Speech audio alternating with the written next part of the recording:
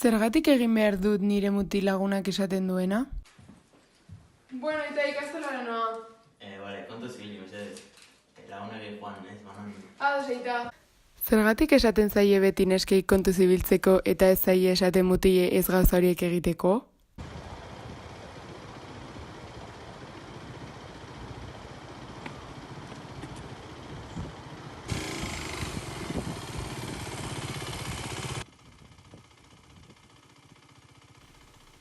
Zeuna dagoen. Gauza hauek onartezinak dira. Atzo klasikoen, eskutxoa, Bai, lopete di kalera,